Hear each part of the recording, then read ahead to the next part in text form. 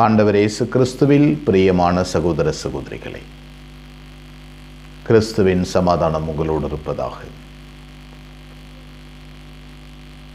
இயேசு பேய்களை அறிந்தபடியினால் அவற்றை அவர் பேசவிடவில்லை.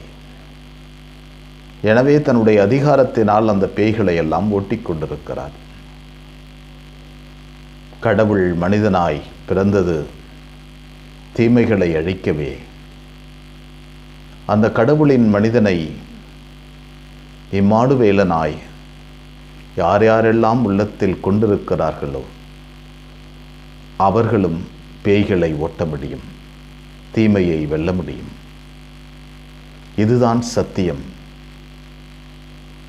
ஆண்டவர் இயேசு கிறிஸ்து பேய்களை ஓட்டுகின்ற போது எருசலேமில் இருந்து வந்த சதுசேயர்கள்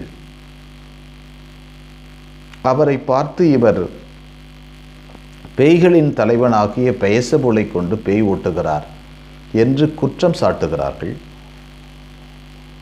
இயேசு அவர்களுக்கு சத்தமாகவோ கோபமாகவோ பதில் சொல்லவில்லை, நியாயமாக பதில் சொல்லுகிறார். பேய்களின் தலைவனை கொண்டு பேய்களை எவ்வாறு ஓட்ட முடியும்? ஒரு அரசு இன்னொரு அரசுக்கு எதிராக எழுந்தால் அரசு வீழ்ந்துவிடும் அல்லவா? எனவே இங்கே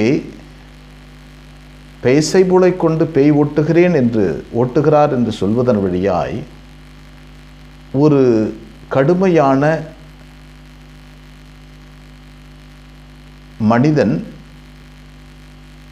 அதுவும் மனம் மாற்றம் பெறுவதற்கு முழுமையாக மனம் இல்லாதவன், அவன் கடவுளை ஏற்றுக்கொள்ள தயங்குகிறான். இதைதான் ஃபாலன் ஏஞ்சல்ஸ் என்று சொல்லக்கூடிய பேய்கள் செய்தன. ஆங்காரத்தோடு கடவுளை போராடுதல், ஆங்காரத்தோடு கடவுளுக்கு எதிராக வேலை செய்தல், ஆங்காரத்தோடு பாவத்திலிருந்து வெளியே வரமாட்டேன் என்று நினைத்து கொண்டு முடிவெடுத்து கொண்டு ஓடுதல், கடவுளுக்கு எதிராக வேலை செய்து கொண்டே இருத்தல். இதைதான் தூய ஆவிக்கு எதிரான பாவம் என்று சொல்லுகிறார் ஆண்டவர். ரெபலியஸ் என்று சொல்லுவார்கள். எப்பொழுதும் போராடி கொண்டே இருப்பது, தீமையை உள்ளே வைத்து கொண்டு கடவுளுக்கு எதிராக போராடுகின்ற ஒரு குணம். கடவுள் எனக்கு இணையானவர் என்றும், கடவுளுக்கு நான் ஏன் கீழ்ப்படிய வேண்டும் என்றும், கடவுளின் அருளையோ கடவுள் சம்பந்தமான காரியங்களையோ கடவுள் சம்பந்தமான நற்காரியங்களையோ ஆன்மீக வழிபாடுகளையோ பழக்க வழக்கங்களையோ பயிற்சி முறைகளையோ குறை சொல்லிக்கொண்டே அவற்றுக்கு எதிராக போராடுவது. இதைதான் ரெபலியஸ், எதிர்த்து போராடுகிறவர், ஆங்காரம் கொண்டவர். இப்பேற்பட்டவர்களை கடவுள் என்ன செய்தார்?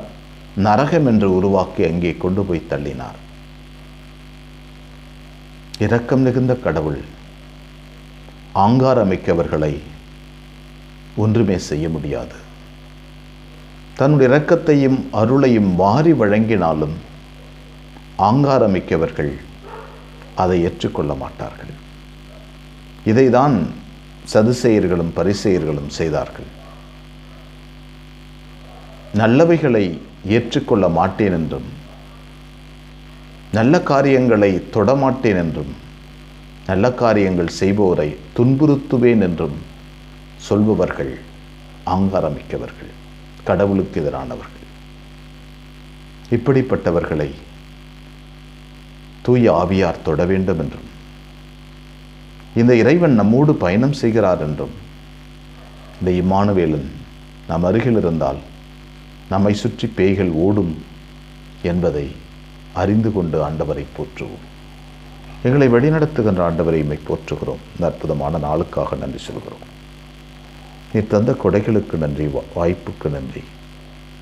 ஆண்டவரே, உமது அருளை இடைவிடாது தந்து கொண்டிருக்கிறேன்.